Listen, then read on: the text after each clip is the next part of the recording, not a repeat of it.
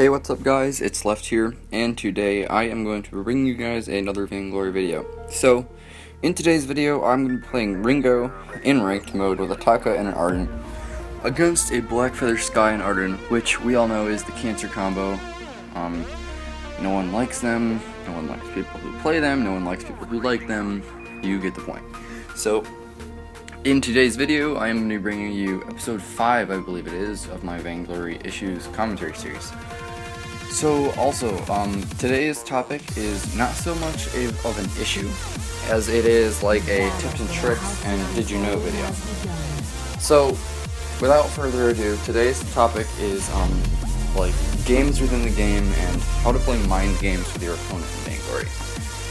So I've laid out like a number of different ways that you can sort of confuse, surprise, and just sort of change the shape of the battle just like by trying unorthodox things in Vainglory. So the first thing that I would like to address is the party bush. You guys have all seen this before. You can do it in any bush. Usually it's in one of like the really small and out of the way ones, like near the bat camps or the one behind the tri-brush, or some of the ones in the top of the lane.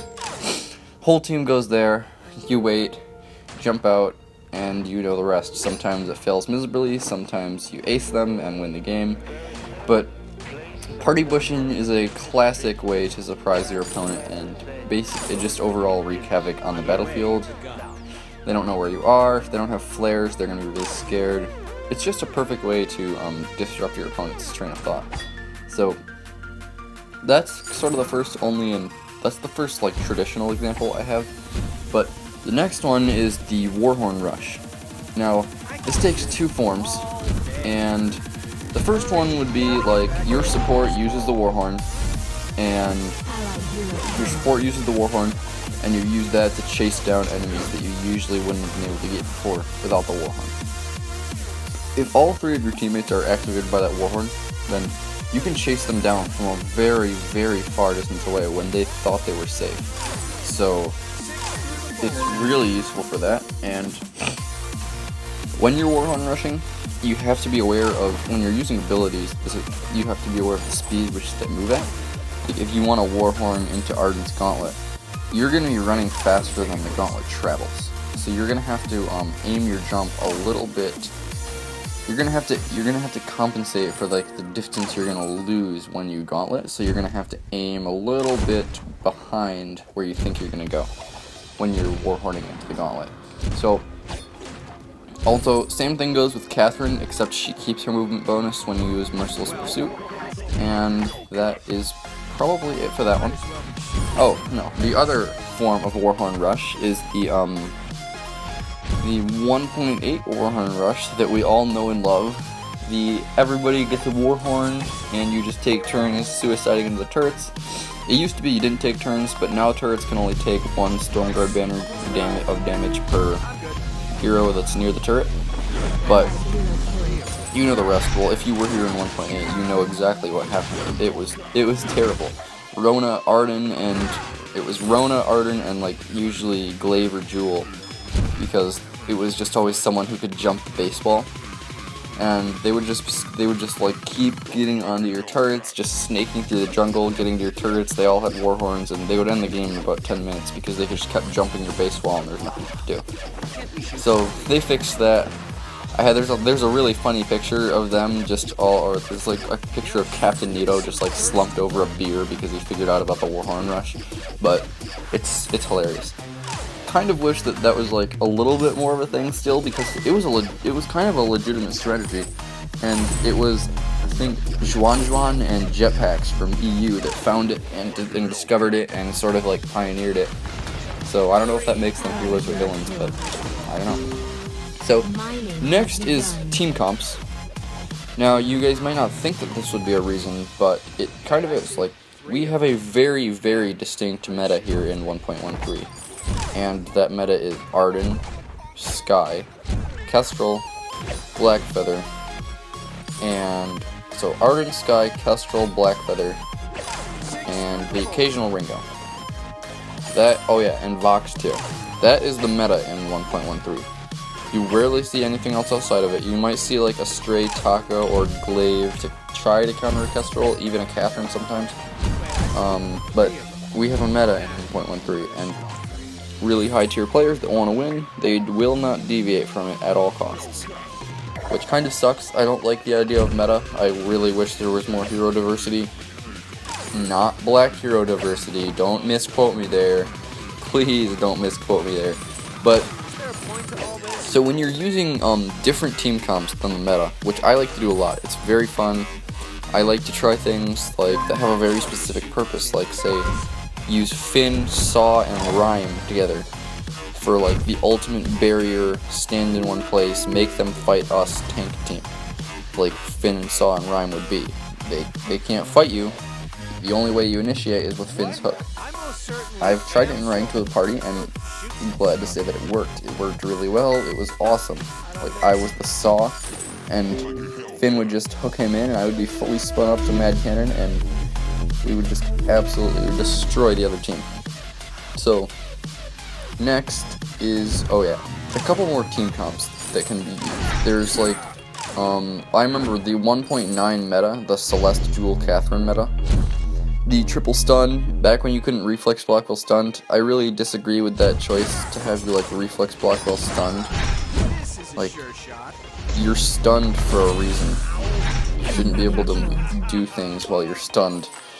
I posted that on the forums, and everyone, it got like 15 agrees or something, and someone's like, why can't we reflex block while stunned? And I was like, because you are stunned.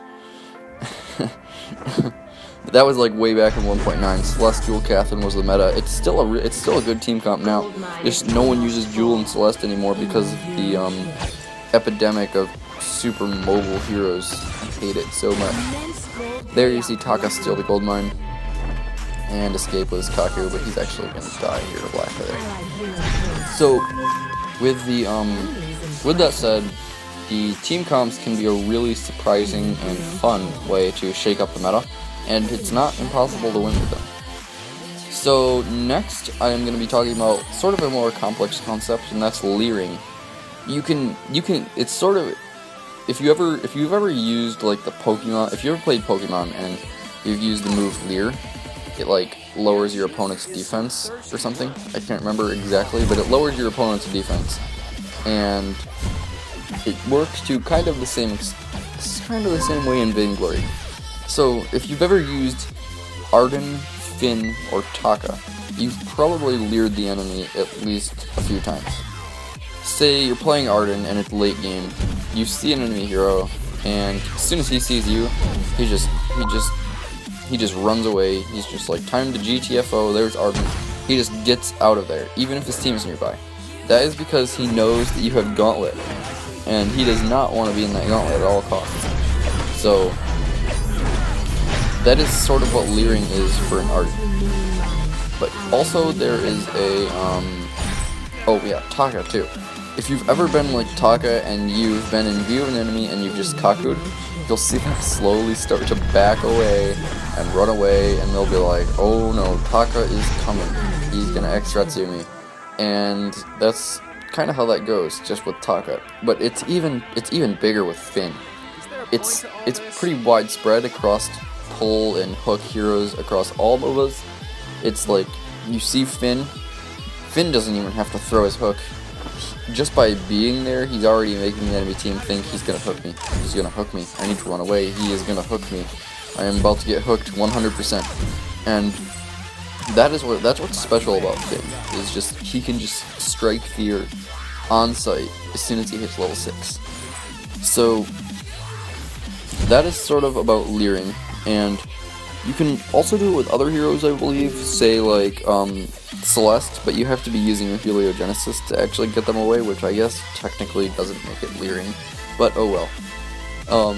You can do it with Catherine, just because they know she's gonna stun you, and that should be it just for leering as a concept or as a part of the game. And next I can talk about role swap. Role swap wasn't really a big deal until we saw Gangstars do it in the VIPL. They had, about halfway through the game, Iraqis over the Adagio went down to the jungle, and Call the Meek's Glaive went up to the lane. And I am not really sure about what makes role swap so good and what it does exactly, but I know that it works because I've seen so many pro teams do it. It's like, I am not good enough to know like the nuances of what makes the role swap so good, but I know that it's good, and if you're in an organized team, you should try it out. So yeah, not much to say for me about role swap, but now I can talk to you guys about double supporting. Double support is, it used to be a sort of a big strategy back in, used to be a pretty big strategy back in 1.7, 1.8, if I remember correctly. And it would be like, you'd have a Vox or a Celeste on your team, and then you'd have Catherine and Arden, or Fortress and Arden, and something like that. And it would basically just be the Arden would build all defense, a breaking point, and maybe a Sorrow Blade. And it would really just be a protect the Vox comp. And if you could protect the Vox well enough, you'd win the game. Because it would have to get through 2 supports just to get to the Vox. So that is sort of what the double support meta is. It can work with Finn and Arden. It can work really well with Finn, period. I mean, Finn is so underrated, and people don't like him, and he's like my favorite support to play, so I'm kind of biased towards Finn. But next I can, or second to last, is the split focus of objectives. And for the split focus on objectives, I can just tell you guys about a scenario that happened in a ranked game that I was in. And so, whoa, you see Taka just go absolutely in right there. And so, for the simple split focus, it's you ace the enemy team, you go to the lane to kill the turret, your other 2 teammates go to the gold mine to secure that. That is just like the simple split focus. If you want to do a more complex split focus, you and a teammate can go into the jungle to try to lure a fight from the enemy team, and the enemies will go down there, and your teammate can just go up to the lane and start hitting on the turret. Enemies won't know what to do, they'll just end up killing your teammates, and you will probably end up getting the turret. That's more of a complex split focus that you can do. So, also, there is like Kraken and turret. If you go to the minion mine, your teammate goes to push the lane, so you can get that joint pushing operation going. There's all kinds of possibilities with split focus. But that is really about it for split focus. And lastly today, I have more of a complex concept for you guys, and that is the macro game and when you're playing behind. We all know what it feels like to play behind. It feels like you can't do anything, like no matter how hard you try, you just don't do any damage. But we can learn like a lot of how to play from behind by watching Invincible Armada. Invincible Armada are debatably the kings of the macro game, which if you don't know what macro means, it means big, where micro means little. So it's like micro game and macro game. Like the micro game would be killing one person, or taking a turret, or just pushing down the lane. Macro game would be setting up a strategy that can help you in the late game.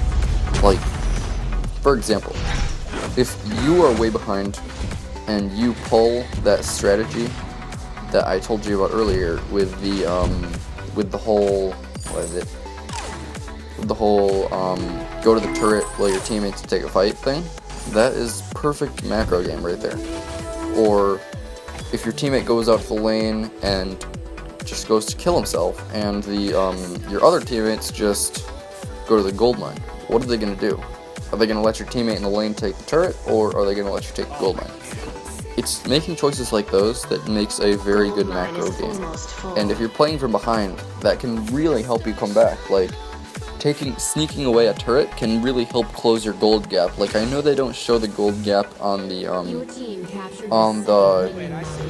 they don't show the gold gap on the scoreboard while you're playing, because I think that would be more of an incentive for people to try to surrender early, as if we don't have enough surrendering early people already. But Macro game is just it's way more important than the micro game. If you can just play a really good macro game, and even if you're down to like no turrets, if you've played a good macro game, you have a very good chance of winning because now they have to fight you. You're farmed up. You farmed up perfectly, and that's pretty much all I have to say. So that's gonna do it for today's commentary, guys. The video is still gonna keep going for a little bit, and I am just gonna leave you guys with the music here. So hopefully you all enjoyed. Leave a like if you enjoyed, subscribe if you loved it, and have a wonderful and safe day. So goodbye. Immense gold payout collected. Tiny gold payout collected.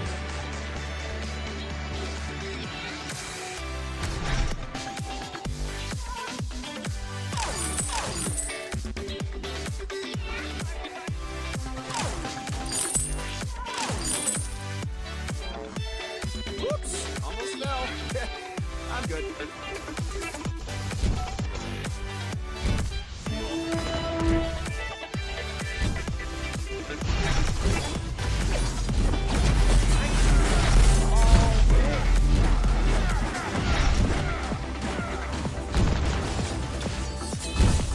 This is a sure shot. You're impressive. Enemy turret destroyed.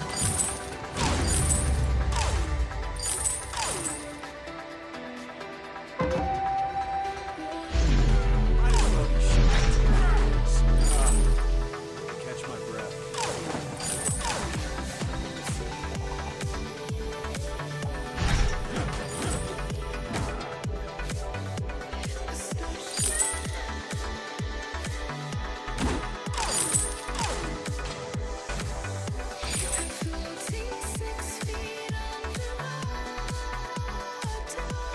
Enemy team stole a minion mine. Your minions are now weaker.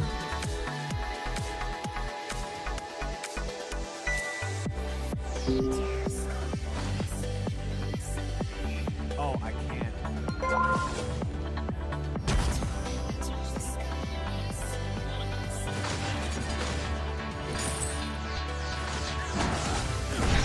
Wait.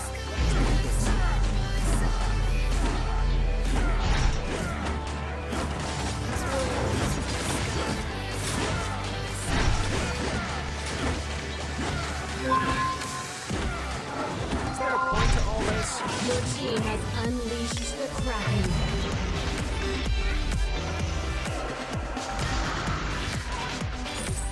You know, shooting is some thirsty work.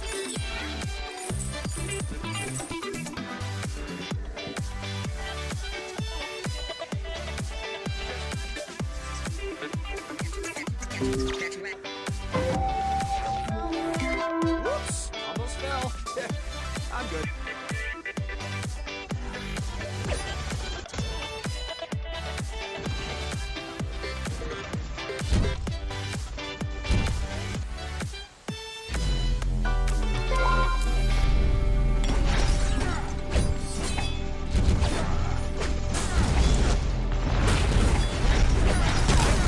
Enemy turret destroyed.